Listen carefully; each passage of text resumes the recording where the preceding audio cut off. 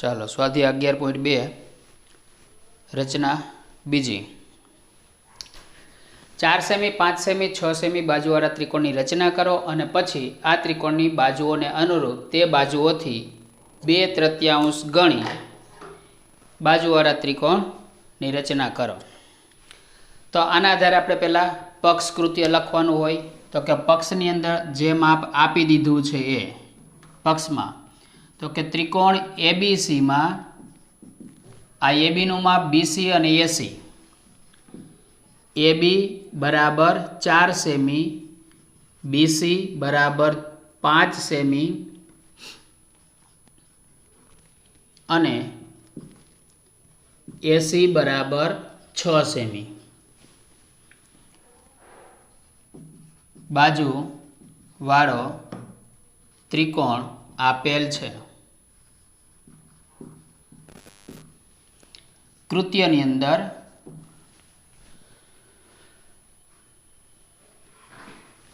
ત્રિકોણ આપી દીધો છે અને પછી આ ત્રિકોણની બાજુઓને એટલે ત્રિકોણ એબીસી ની બાજુઓને અનુરૂપ તે બાજુઓથી 2/3 ગણી બાજુવાળા ત્રિકોણની રચના કરવી। જે માપ આપણને આપી દીધા છે એને આપણે પક્ષમાં લખશું, જે માપ એટલે કે જે દોરવાનું છે એ કૃત્યમાં લખશું।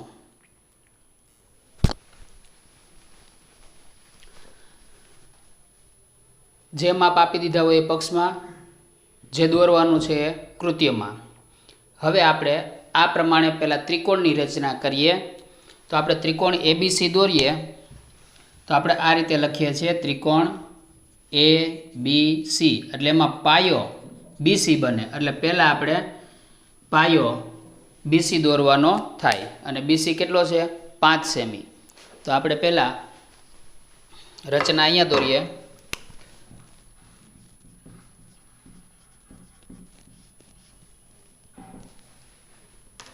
પાંચ સેમી લંબાઈનો રેખાખંડ બીસી દોરીએ।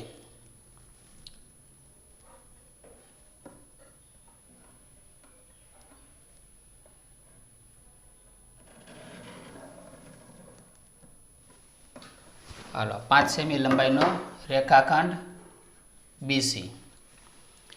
હવે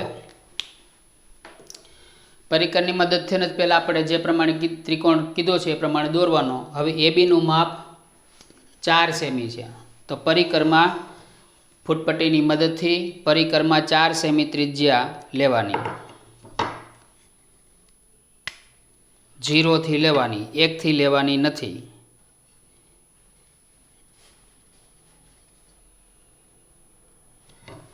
એમાં બીને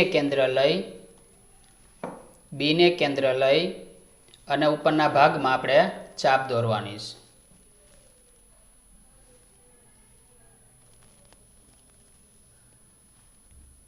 બીને કેન્દ્ર લઈ 4 સેમી ત્રિજ્યા। હવે એસીનું માપ 6 છે તો પરિકરમાં 6 સેમી ત્રિજ્યા લેવાની, 0 થી 6 સેમી પરિકરમાં 6 સેમી ત્રિજ્યા લઈ એમાં સીને કેન્દ્ર લેવાનું, સીને કેન્દ્ર લઈ અને ઉપરના ભાગમાં આપણે ચાપ દોરવાની છે। બંને ચાપના છેદબિંદુનું નામ આપવાનું છે એ। બંને ચાપના છેદબિંદુના વધારાની ચાપ હોય તો ભૂસી નાખીએ। આ બંને ચાપનું છેદબિંદુ છે એનું નામ આપવાનું એ। હવે ફૂટપટ્ટીની મદદથી એબી અને એસીને જોડી દેવાના। એબી અને એસી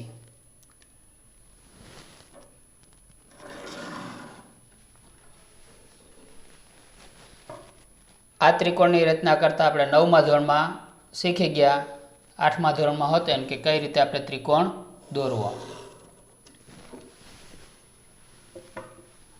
જે પ્રમાણે આપણને ત્રિકોણ એબીસીમાં એબી 4 બીસી 5 એસી 6 તો આપણે એ માપનો આપણે પહેલાં ત્રિકોણ દોરવાનો।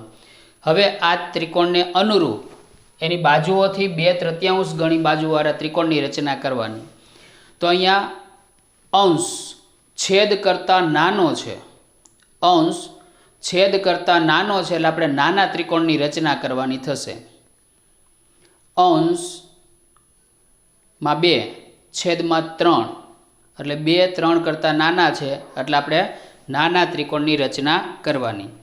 પછી નાના ત્રિકોણની રચના કરવી કે મોટા ત્રિકોણની, પણ દોરવાનું એક સરખું જ થાય. ત્રિકોણ એબીસીના નીચેના અર્ધતલમાં આપણે એક કિરણ દોરવાનું, એનું નામ આપી દઈએ કિરણ BX. કિરણ BX એવી રીતે દોરવાનું કે આ ખૂણો લઘુકોણ બને, એ આપણે મુદ્દામાં લખશું. તો હવે 2/3 મોટું માપ કેટલું છે તો કે 3. તો આપણે અનુકૂળ ત્રિજ્યા લઈ પરિકરમાં અનુકૂળ ત્રિજ્યા, આગળ પણ કીધું હતું કે અનુકૂળ એટલે 1 થી 1.5 સેમી જેટલી ત્રિજ્યા લઈ બી ને કેન્દ્ર લઈ પહેલી ચાપ દોરવાની, ફરી પાછું એને કેન્દ્ર લઈ બીજી ચાપ દોરવાની, ફરી પાછું એને કેન્દ્ર લઈ અને ત્રીજી ચાપ દોરવાની. તો અહીંયા આપણને 3 ચાપ મળી. એ ત્રણેયના નામ આપી દઈએ. જ્યાં છેદબિંદુ છે B1, B2 અને B3. આ રીતે જે ગુણોત્તર આપ્યો હોય એમાં મોટું માપ હોય એટલે આપણે ચાપ દોરવાની. હવે નાના ત્રિકોણની રચના કરવી છે એટલે આ છેલ્લા બિંદુને આ છેલ્લા બિંદુ સાથે જોડી દેવાનું. ફૂટપટ્ટીની મદદથી આ બેને જોડી દેવાનું. B3 અને C આ રેખાખંડને જોડવાનું.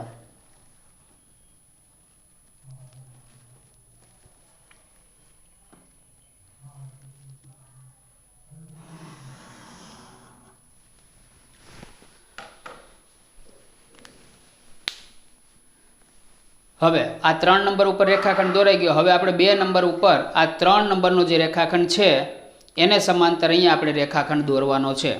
તો આપણી જે ત્રિજ્યા હતી અનુકૂળ ત્રિજ્યા એ એમનેમ રાખવાની કે પહેલાં આપણે જે ચાપ દોરી હતી એ એમનેમ રાખવાની.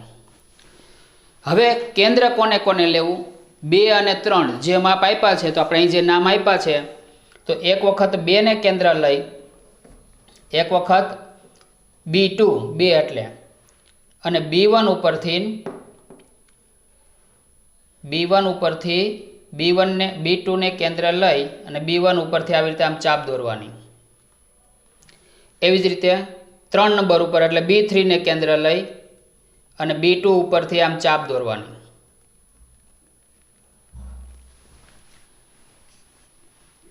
આ ભૂલાય નહીં ખાસ. 2 અને 3, 2 એટલે B2 ને કેન્દ્ર લઈ અને ચાપ દોરવાની, 3 એટલે B3 ને કેન્દ્ર લઈ ચાપ દોરવાની. હવે આ રેખાખંડને સમાંતર રેખાખંડ દોરવો હોય તો એના માટે પરફેક્ટ માપ કેટલું હોવું જોઈએ આ ખાસ ભૂલાય નહીં. તો અહીંયા B2 નું જે છેદબિંદુ છે એ અને રેખાખંડ અને ચાપનું છેદબિંદુ છે બંને વચ્ચે આટલી ત્રિજ્યા લેવાની. પરિકરમાં માપ નાના મોટું થશે, આટલી ત્રિજ્યા લેવાની. B2 થી આ બંને ચાપના છેદબિંદુ સુધી પરિકરમાં આટલી ત્રિજ્યા લઈ B1 ને કેન્દ્ર લઈ અને પહેલાં જે ચાપ દોરી હતી એના ઉપર બીજી ચાપ દોરવાની. હવે B2 અને આ બંને ચાપનું છેદબિંદુ એમાંથી પસાર થતો રેખાખંડ દોરવાનો એટલે એ B3C ને સમાંતર મળી જાય.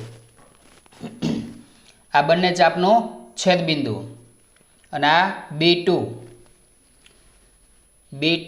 અને બંને ચાપના છેદબિંદુમાંથી રેખાખંડ દોરો એટલે આ B3C ને સમાંતર રેખાખંડ મળી ગયો. અહીંયા નામ આપી દઈએ આપણે M. એટલે આ જ્યાં છેદે એ બિંદુનું નામ આપ્યું M. આને સમાંતર રેખાખંડ દોરાઈ ગયો. હવે M બિંદુમાંથી આ AC ને સમાંતર રેખાખંડ દોરવાનો. તો એના માટે ત્રિજ્યા કેટલી લેવી? તો કે અહીંયા CM જેટલી ત્રિજ્યા લઈ લઈએ એટલે ચાપ અહીંયા વધારે ભેગી ન થાય. CM જેટલી ત્રિજ્યા લેવાની પરિક્રમા, C થી M સુધી અંતર હોય એટલી ત્રિજ્યા લેવાની. એમાં C ને કેન્દ્ર લઈ ઉપરના ભાગમાં ચાપ દોરવાની, બે રેખાખંડને છેદે એ રીતે. એવી જ રીતે M ને કેન્દ્ર લઈ અને ઉપરના ભાગમાં ચાપ દોરવાની.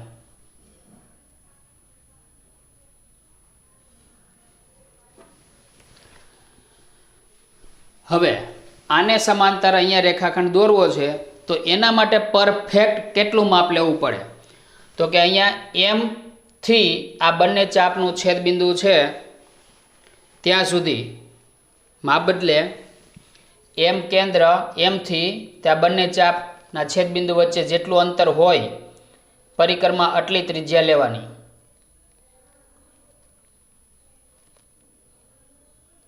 આટલી ત્રિજ્યા લેવાઈ જાય એટલે અહીંયા આ રેખાખંડ અને ચાપનું છેદબિંદુ છે એને કેન્દ્ર લઈ અને ઉપરના ભાગમાં ચાપ દોરવાની.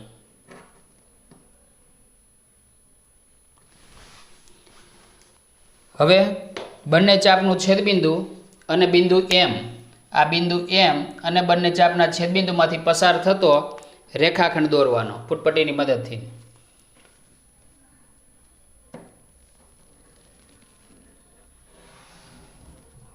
અને અહીંયા નામ આપી દઈએ N, AB ને જ્યાં છેદે ત્યાં, એટલે આને સમાંતર રેખાખંડ મળી ગયો.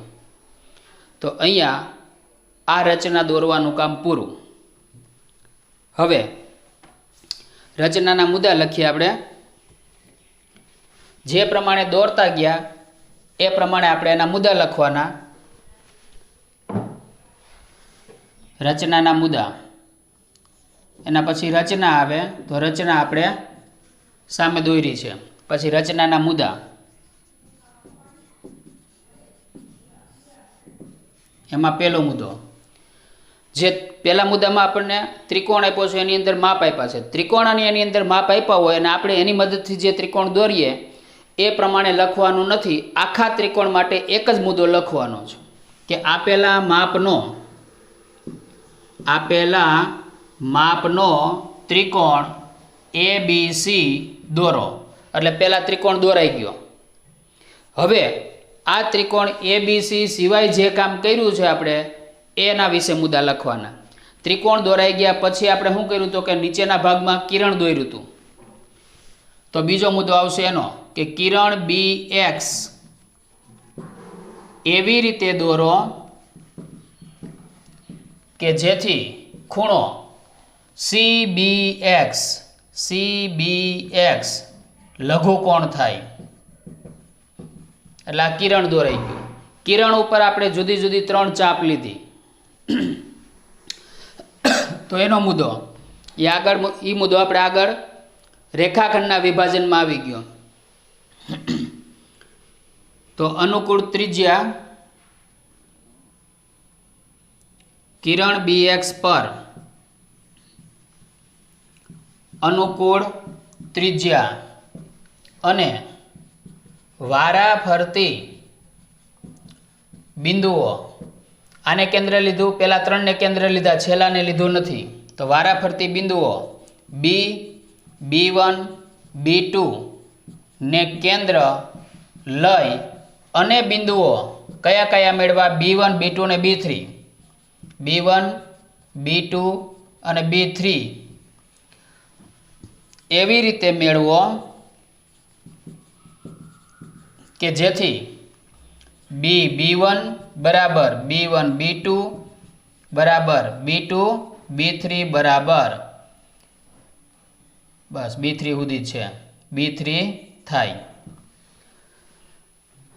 પછી આપણે B3 અને C ને જોડ્યો તો એના પછીનો મુદ્દો આવશે રેખાખંડ B3C દોરો. પછી B3 ને સમાંતર રેખાખંડ દોરો B2M. તો રેખાખંડ B3C ને સમાંતર રેખાખંડ B2M દોરો. M બિંદુ ક્યાં છે? તો કે રેખાખંડ BC ઉપર. તો M બિલોંગ્સ ટુ, આ નવડા જેવું છે અને બિલોંગ્સ ટુ કહેવાય. એમ બિલોંગ્સ ટુ રેખાખંડ બીસી। તો એમ બિંદુ પાછું ક્યાં આવે છે એ આપણે દર્શાવવાનું કે એમ બિંદુ રેખાખંડ બીસી પર છે, એ કૌંસમાં। હાલો, એમ બિંદુ આવી ગયું। પછી આપણે એસી ને સમાંતર એમએન દોર્યો, એના પછીનો રેખાખંડ એસી ને સમાંતર રેખાખંડ એન એમ દોરો। તો અહીંયા પણ એક નવું બિંદુ આવ્યું એન। તો એન ક્યાં છે? તો કે રેખાખંડ એ બી ઉપર છે। તો એન બિલોંગ્સ ટુ રેખાખંડ એ બી। તો હવે આપણને અંદરના ભાગમાં એક નવો ત્રિકોણ મળ્યો એન બી એમ। તો આમ ત્રિકોણ એન બી એમ એ માગેલા માપનો ત્રિકોણ છે। આ આપણે નાના ત્રિકોણની રચના કરી। દરેક રચના છે બોર્ડની પરીક્ષામાં 4 ગુણમાં પૂછાય છે, એટલે બધી રચના આપણે વ્યવસ્થિત રીતે પ્રેક્ટિસ કરવી, સરખે વ્યવસ્થિત જોવું। રચનાના મુદ્દા પણ અઘરા નથી। જે પ્રમાણે આપણે રચના દોરીએ છીએ એ જ પ્રમાણે ગણિતની ભાષામાં લખવાનું છે, આપણે આપણી ભાષામાં લખવાનું નથી। જોઈ લો।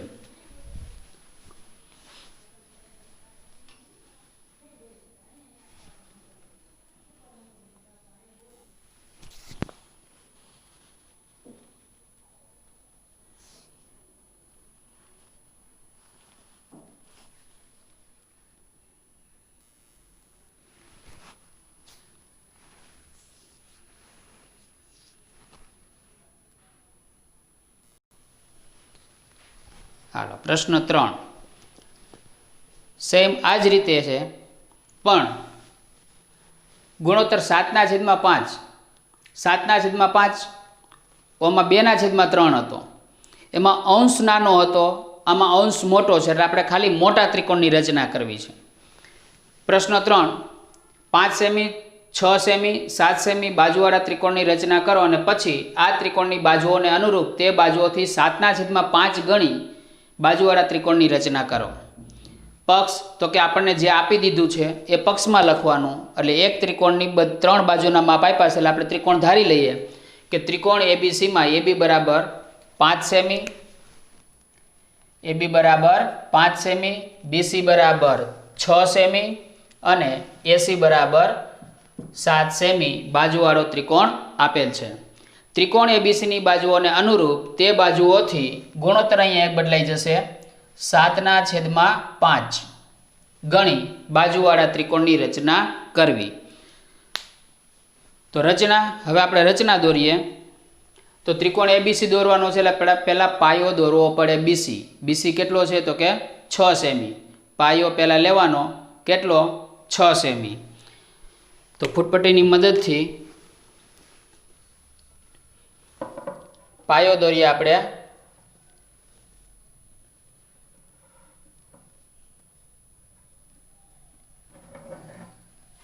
છ સેમી લંબાઈનો રેખાખંડ બીસી દોરવાનો। બી સી 6 સેમી લંબાઈનું। પછી એબીનું માપ આપ્યું છે 5 સેમી। તો પરિકરમાં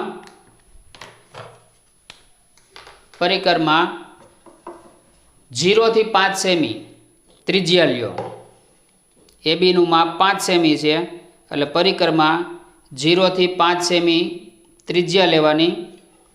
0 થી 5 સેમી, એટલે એમાં બીને કેન્દ્ર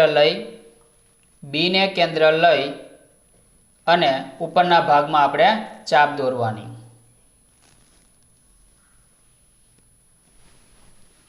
પછી એસી આપ્યો છે 7 સેમી, તો પરિકરમાં 0 થી 7 સેમી ત્રિજ્યા લેવાની। પરિકરમાં 0 થી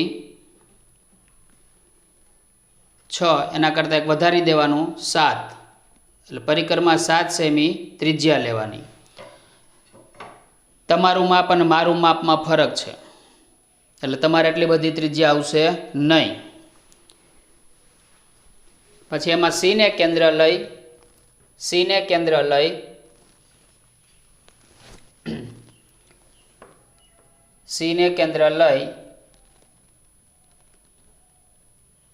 અને પહેલી જે ચાપ દોરી હોય એના ઉપર આપણે બીજી ચાપ દોરવાની.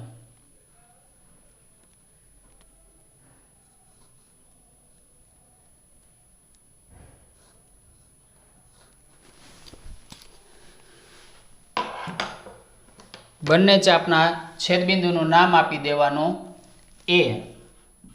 આ બંને ચાપનું છેદબિંદુ ફૂટપટ્ટીની મદદથી AB અને AC ને જોડવાના.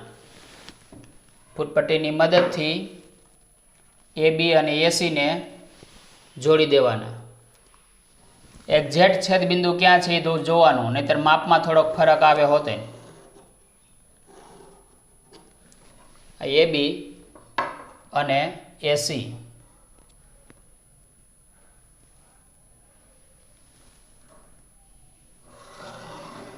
ફૂટપટ્ટી હરખા વ્યવસ્થિત રાખવી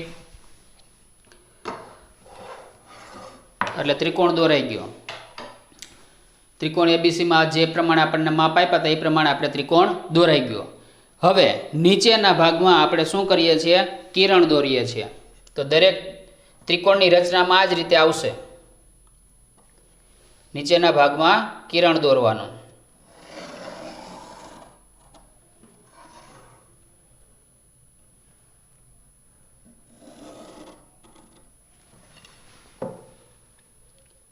પહેલામાં પણ લીધું તો આપણે કિરણ BX, તો અહીંયા પણ કિરણ BX લેવાનું. હવે ગુણોત્તર કેટલો આપ્યો છે? 7:5 એટલે 7/5. 7 એ 5 કરતાં નાના છે એટલે અંશ છેદ કરતાં 7 એ 5 કરતાં મોટા છે એટલે 7 એટલે અંશ એ છેદ કરતાં મોટો છે એટલે આપણે મોટા ત્રિકોણની રચના કરવાની. અંશ છેદ કરતાં મોટો છે એટલે આપણે મોટા ત્રિકોણની રચના કરવાની. મોટા ત્રિકોણની રચના કરવી હોય તો આમાં એક આ કિરણને લંબાવવાનું ફૂટપટ્ટીની મદદથી,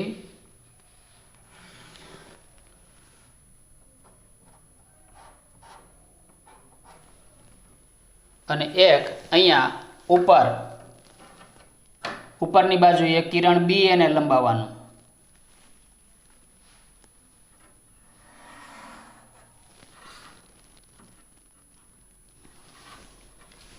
અહીંયા નામ આપી દઈએ આપણે BY અને અહીંયા BZ. બે કિરણ લંબાવી દીધા. એક કિરણ BY દોર્યું એ BC ને અનુરૂપ, અને એક કિરણ BZ દોર્યું એ BA ને અનુરૂપ.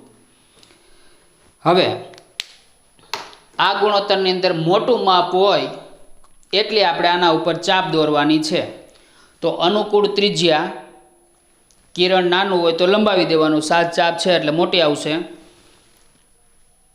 એમાં B ને કેન્દ્ર લઈ અનુકૂળ ત્રિજ્યા લઈ પહેલી ચાપ દોરો, ફરી પાછું એને કેન્દ્ર લઈને બીજી ચાપ દોરો, ફરી પાછું એને કેન્દ્ર લઈ ત્રીજી ચાપ દોરો, ફરી પાછું એને કેન્દ્ર લઈ ચોથી, ફરી પાછું એને કેન્દ્ર લઈ પાંચમી, ફરી પાછું એને કેન્દ્ર લઈ છઠ્ઠી, ફરી પાછું એને કેન્દ્ર લઈ સાતમી. તો આ રીતે 7 ચાપ દોરવાનું છે. તો હવે પહેલી ચાપને આપણે B1 કહેશું, બીજી ચાપને આપણે B2 કહેશું, ત્રીજીને B3, ચોથીને B4, B5, B6, B7.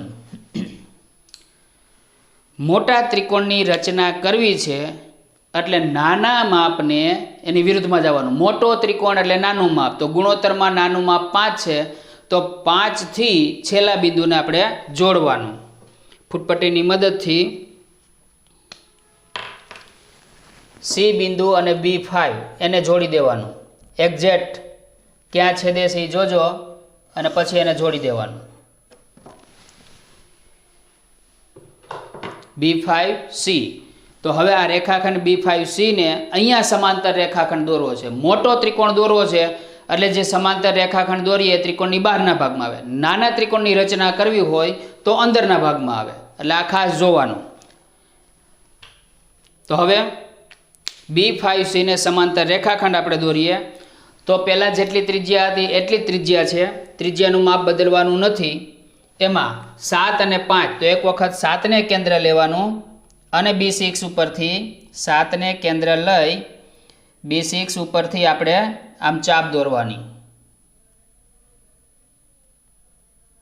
પછી B5 ને કેન્દ્ર લઈ અને B4 ઉપરથી ચાપ દોરવાની રેખાખંડને છેદે ત્યાં સુધી. અહીંયા રેખાખંડને છેદે છે, આ રીતે 2 ચાપ દોરો.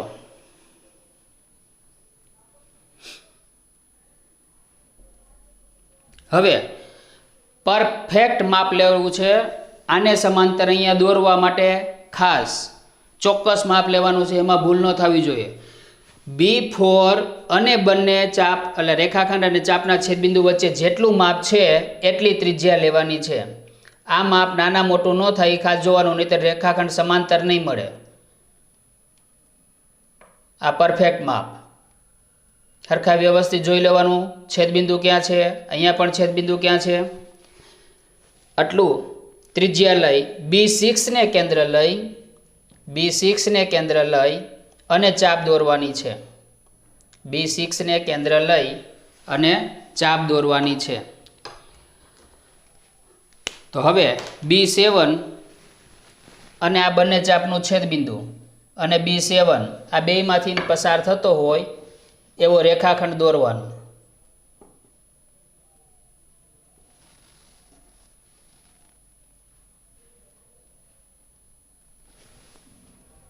આ કિરણને છેદે ત્યાં સુધી જવાનું.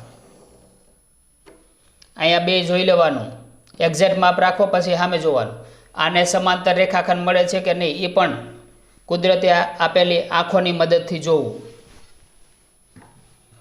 અને અહીંયા એનું નામ આપી દઈએ આપણે M. એટલે B5C ને સમાંતર રેખાખંડ B7M મળ્યો. હવે M બિંદુમાંથી AC ને સમાંતર રેખાખંડ દોરવાનો છે. તો એના માટે CM જેટલી ત્રિજ્યા લેવાની. અહીંયા ચાપ વધારે ભેગી ન થાય એટલે આપણે CM જેટલી ત્રિજ્યા લઈ લઈએ. C થી M બિંદુ સુધી પરિક્રમા, C થી M બિંદુ સુધી ત્રિજ્યા લ્યો. C થી M સુધી અને M ને કેન્દ્ર લઈ ઉપરના ભાગમાં ચાપ દોરો.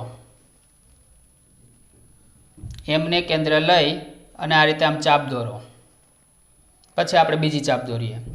પછી C ને કેન્દ્ર લઈ અને આ રીતે આમ ચાપ દોરો. 2 રેખાખંડને છેદે એ રીતે C ને કેન્દ્ર લઈ. હવે ત્રિજ્યા બદલવાની છે. આ બંને છેદબિંદુ વચ્ચે જેટલી માપ હોય એટલી આપણે ત્રિજ્યા લેવાની. આને સમાંતર રેખાખંડ દોરો. એટલે પરફેક્ટ કેટલું માપ લેવું, બંને ચાપનું છેદબિંદુ, અહીંયા પણ બંને ચાપનું છેદબિંદુ, એક્ઝેક્ટ છેદબિંદુ ક્યાં આવે છે. જો આમાં માપમાં થોડોક ફેર રહ્યો એટલે સમાંતર રેખાખંડ મળશે નહીં. પરફેક્ટ માપ લેવાઈ જાય એટલે હવે C ને કેન્દ્ર લઈને ઉપરના ભાગમાં આપણે ચાપ દોરવાની છે. હવે બંને ચાપનું છેદબિંદુ મળી જાય એટલે બંને ચાપનું છેદબિંદુ અને બિંદુ M એમાંથી પસાર થતો રેખાખંડ દોરવાનો.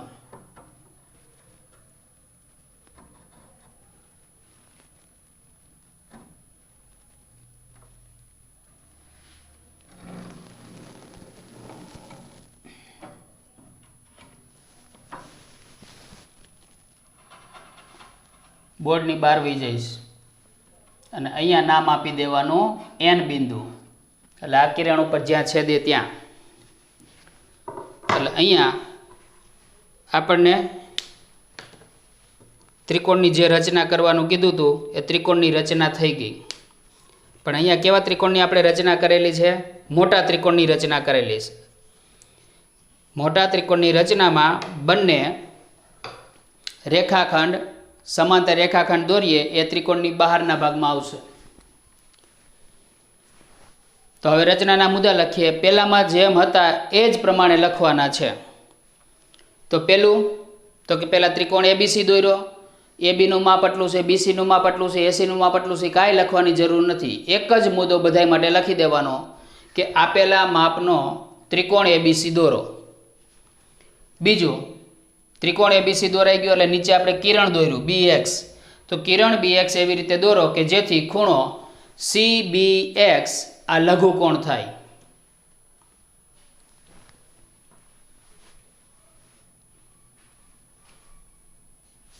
અહીંયા એક મુદ્દો ઉમેરવો હોય તો ઉમેરી શકીએ આપણે, મુદ્દો નહીં પણ બે શબ્દ. રેખાખંડ BC થી નીચેના અર્ધતલમાં, રેખાખંડ BC થી નીચેના અર્ધતલમાં કિરણ BX એવી રીતે દોરો કે જેથી ખૂણો CBX લઘુકોણ થાય. ત્રીજો, એના ઉપર આપણે ચાપ દોરી. તો કિરણ BX પર અનુકૂળ ત્રિજ્યા અને વારાફરતી બિંદુઓ કોને કોને લીધા એ આપણે લખીએ. B થી B6 સુધી, B, B1, B2, B3, B4, B5 અને B6. છેલ્લા બિંદુ આપણે એટલા માટે નથી લેતા કે એને આપણે કેન્દ્ર લેતા નથી, તો ખાલી મેળવીએ છીએ. તો B6 ને કેન્દ્ર લઈ બિંદુઓ ક્યાંથી ક્યાં સુધી, તો કે B1 થી B7 સુધી, B1, B2, B3 ... ક્યાં સુધી, તો કે B7. એવી રીતે મેળવો કે જેથી B1 બરાબર B1 B2 બરાબર B2 B3 બરાબર ... છેલ્લે શું આવે, તો કે B6 B7 થાય. આ બધાય લખવા હોય તો એ લખી શકીએ આની જેમ. અહીંયા પણ બધું લખવું હોય તો લખી શકીએ, અથવા આ રીતે પણ ટૂંકમાં લખી શકાય. પછી કયો રેખાખંડ દોર્યો? B5C. તો રેખાખંડ B5C દોરો, રેખાખંડ B5C દોરો. પછી એને સમાંતર B7M. તો B5C ને સમાંતર B7M દોરો, B7M દોરો. અહીંયા M બિંદુ ક્યાં આવ્યું, તો કે આ રેખાખંડ BC ઉપર નથી આવતું, કિરણ BC ઉપર આવે છે. તો અહીંયા કિરણ કરી દેવાનું. રેખાખંડની જગ્યાએ મોટા ત્રિકોણમાં શું કરવાનું? કિરણ કરવાનું. પછી AC ને સમાંતર BN દોર્યો, AC ને સમાંતર MN કયો કે NM કયો, NM દોરો. તો અહીંયા નવું બિંદુ N આવ્યું. તો N ક્યાં આવ્યું, તો કે એ પણ આ રેખાખંડ AB ઉપર નથી આવતું, કિરણ BA ઉપર આવે છે. અથવા કિરણ AB નહીં પણ કિરણ BA. રેખાખંડ માટે લખી શકીએ આપણે, રેખાખંડ AB કયો કે રેખાખંડ BA કયો, બે એક લખાય. પણ અહીંયા કિરણ AB કે કિરણ BA લખાય નહીં. તો N belongs to Kiran BA.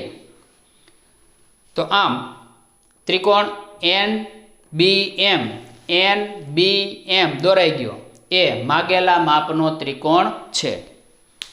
આ થઈ ગઈ મોટા ત્રિકોણની રચના. પહેલાં આપણે જે દોર્યો હતો પ્રશ્ન 2 એ કયો હતો? નાના ત્રિકોણની રચના. હવે આમાં ફરક આપણને કેટલો આપે?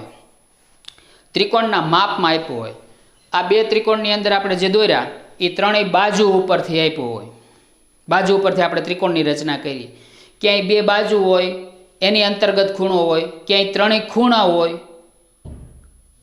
રકમમાં આપ્યા હોય, ત્રણ ખૂણા આપ્યા હોય, એક ખૂણો અને બે બાજુ આપી હોય, અથવા બે ખૂણાને એક બાજુ આપી હોય. તો આ રીતે આપણે જે આપણને જુદા જુદા ત્રિકોણ માટે માપ આપે છે એ આપણે આગલા ધોરણની અંદર, ધોરણ 9ની અંદર કે આપેલા માપ ઉપરથી ત્રિકોણની રચના કેવી રીતે કરવી એ બધી રચના આપણે શીખેલી છે ત્રિકોણ માટે અને ચતુષ્કોણ માટે. લખી લ્યો.